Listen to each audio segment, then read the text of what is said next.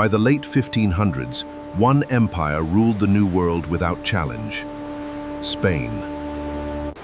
Its treasure fleets carried unimaginable wealth across the Atlantic, making Spain the world's greatest colonial power. But across the sea, England was preparing a bold plan to challenge that dominance. That decision would lead to one of the greatest mysteries in American history: the Lost Colony of Roanoke. By the late 16th century, Spain had become the undisputed superpower of the New World.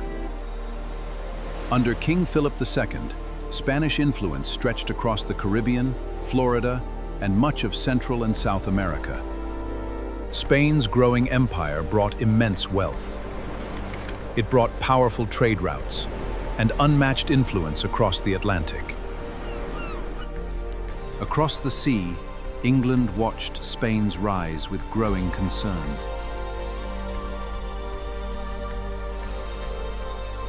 If England hoped to compete, it would need a foothold in the New World.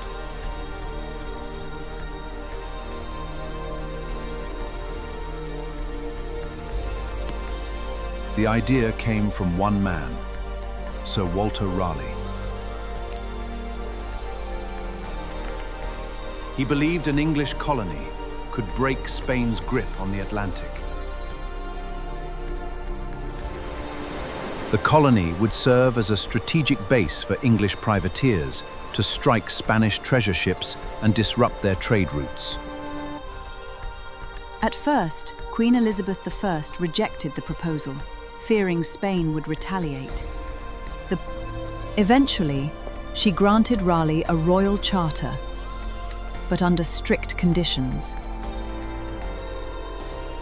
The colony had to be established within 7 years, and Raleigh himself was required to remain in England. In April 1584, England launched its first reconnaissance expedition to the New World. The voyage was led by Philip Amadas and Arthur Barlow. Their route first carried them south to the Canary Islands, before crossing the Atlantic. After reaching the West Indies, the expedition remained there for 12 days, before sailing north. In July 1584, they finally reached the outer banks of present-day North Carolina. Their mission was not to establish a colony, but to search for the best place to build one. What they discovered would soon change England's ambitions in North America forever. What they discovered was Roanoke Island, a place that would soon change England's ambitions in North America forever. A small island nestled between the mainland and the Outer Banks, it offered both natural protection and easy access to the coast. To Arthur Barlow, the land seemed unlike anything he had ever seen before. He described the soil as the most plentiful, sweet, fruitful, and wholesome he had ever encountered. To the English, Roanoke looked like the beginning of a new future in North America.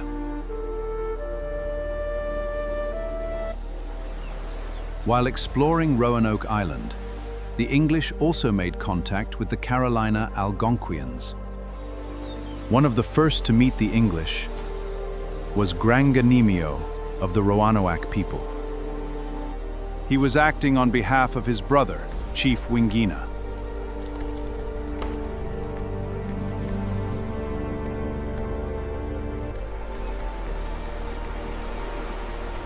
Granganimio believed the English could become powerful allies. He welcomed the English and traded with them, opening the door to a possible alliance. That peaceful exchange opened the door to a possible alliance between the English and the Roanoke people. When the expedition returned to England, 2 Algonquian men returned with them, Manteo of the Croatoan and Wanchese of the Roanoke. Their arrival in England attracted widespread curiosity and strengthened support for Raleigh's colonial plans. They worked closely with scientist Thomas Harriot as he learned their language, while teaching them English.